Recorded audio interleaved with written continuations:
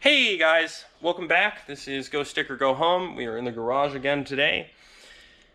And I want to give you guys a primer about a kind of rare Honda head.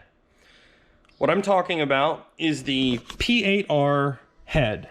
Alright, it's stamped there, it's stamped on the front of the head.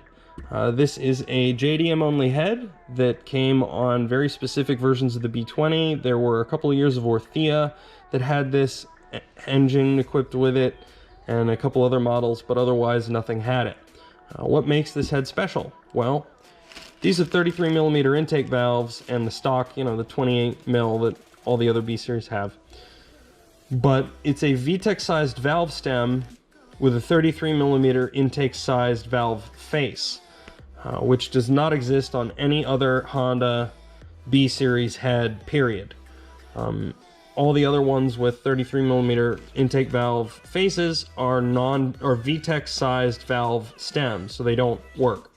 It's not the same. This head is kind of special. The bore of the intake, or the bore of the combustion chamber, is 84mm, which matches that of which matches that of the B20. The intake valves are larger. Everything else about it is the same as a P75. So same exhaust valves, same exterior dimensions, same bolt-ons, everything, intake, all that stuff, right? I think the intake ports are a little better, and I will say that they can be ported to breathe exceptionally well, but in stock form, they breathe about 226 CFM. They flatten out at about 400 lift. You get a bit more air before then compared to a non-VTEC head, but then they flatten out at about 400 lift. And they're a really good non-VTEC head. My friend Ben made 625 or 650 wheel and 450 wheel torque with one of these on a 2-liter B-series engine. It was sleeved and everything, but it was 84 bore and all that stuff. And I mean, it was still climbing in power at the fuel cut. So it could have made more than that. It was very capable of doing so. They'll breathe well, especially if you port them. The Bad Guys Performance Shop, they're called Bad Guys. They did port work on one of these B20s, and I think it was a stock bottom end with this slightly higher compression pistons, and it was this head that they ported, and not this one, but a P8R head that they ported and put like Crowler 404s or something in it, and a decent manifold, and whatever header they used, and the thing made like 197 wheel horsepower with 9 something compression, and whatever header they threw on it. It was kind of a budget build, and like, that's really impressive. That's VTEC power range, really. So I got in contact with the Bad Guys shop, and he shared the flowchart numbers from that P8R head equipped B20 that he put together. It's a stock bottom end. It has that stage 2 in the middle there, has, I think it's gasket matched ports and a bowl blend, and that's pretty much it. So when you compare the stock P8R head with that port job and then the P75 head, the differences are drastic. Now, if you look, the P8R head reaches its peak flow in stock form by 0.350, whereas the P75 doesn't really hit that until 0.500. And you're not going to get to 0.500 anyway, because the stock cams basically stop at 0.400, so it's 200 CFM compared to just under 220, like 219 rounded up. This is a big deal because 20 CFM is quite a bit of an increase, and even if you get a very mild cam, the advantage of this, the advantage of the P8R head even in stock form, is that when you have higher flow during the lower portions of the cam lift, you're essentially increasing volumetric efficiency, because a cam only puts a valve at peak lift for a very short period of time. The rest of that amount of cam rotation, that valve is somewhere in the middle. So if you can have more flow from 250 to 400 rather than only at 400 or 450 or 500, you get more horsepower essentially. And this stage 2 port job, which is very basic with a stock bottom end and like a throttle body on the car, and again it was gasket matched and bowl blend, made 198.8 horsepower and 150 pound-feet of torque. So this is really great numbers. So this thing will flow, it will work, it will perform. I've had one of these on a B20 before, and it works really well. So I want to give a little bit more information about this head before I ship it off to my boy Chris. So he's going to put it in his car, he's going to mill it a little bit, and it'll work really nicely. The P8R, I have a hunch that when Honda designed the B20, they designed it with the P8R head on the B20, because the chamber matches the 84mm bore of the B20. This is stamped P8R. The head gasket on a B20 is stamped P8R, and I think a couple of the other parts have P8R stamped on them, like maybe it was the intake manifold or the oil pan, or like there's something else that has this stamped on it. I know it, I've seen it. Can't remember, but I know it.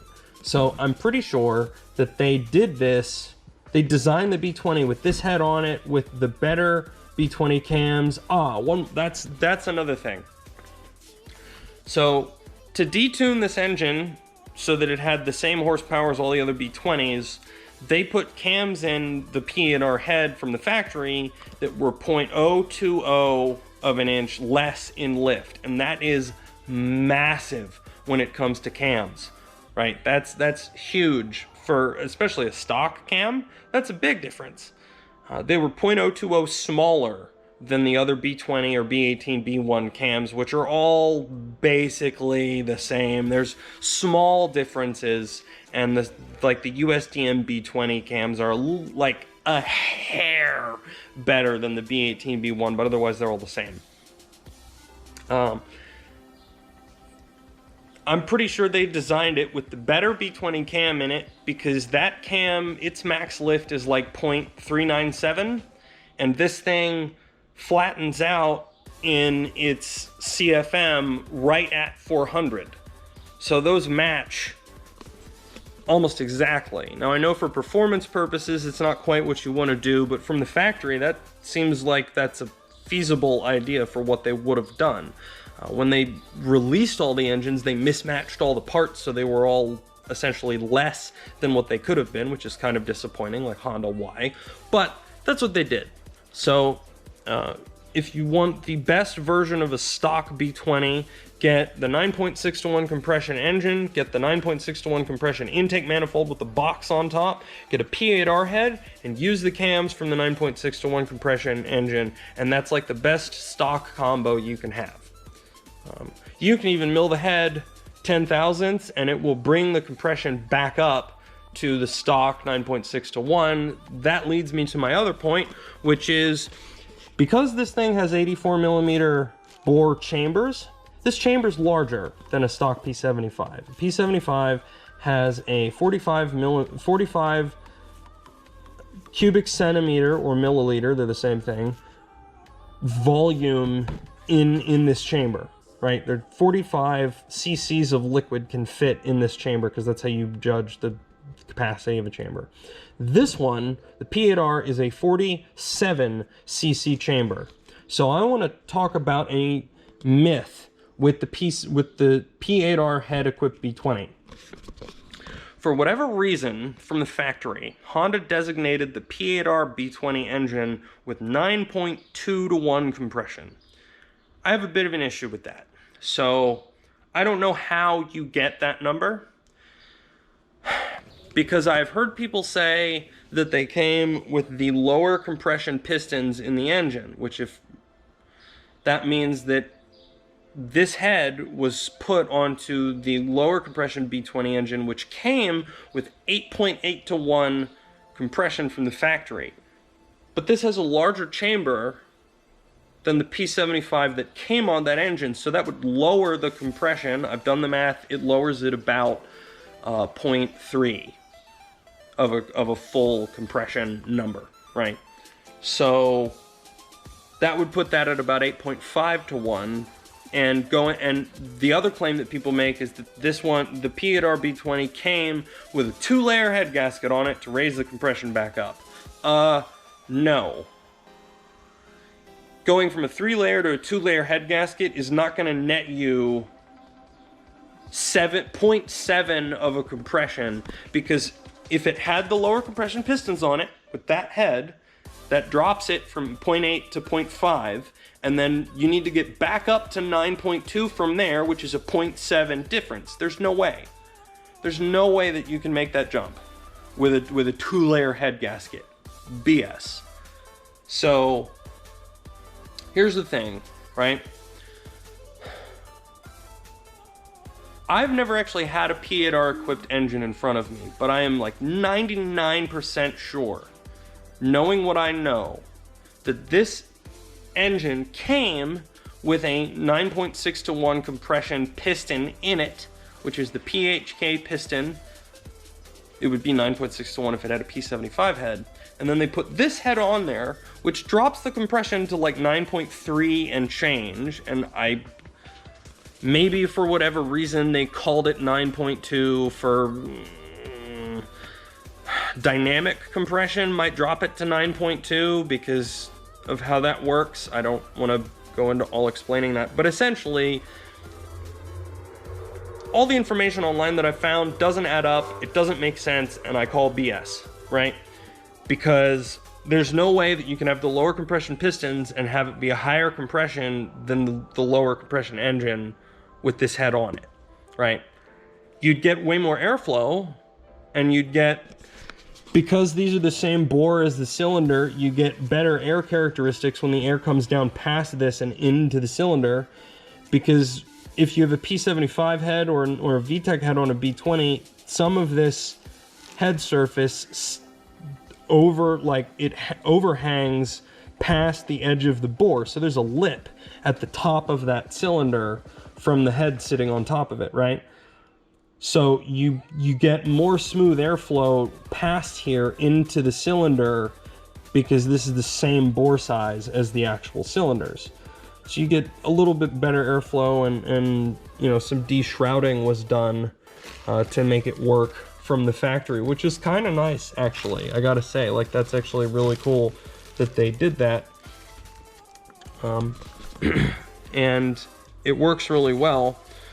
But anyway, I'm gonna ship this out to my friend Chris. I wanted to share the information before I got rid of the head so that I couldn't, you know, really talk about it anymore. I will post the listed information in the description. If you have any questions, or if I maybe glazed over something, or, you know, whatever, and you wanna know more, have some clarification, please comment, please ask.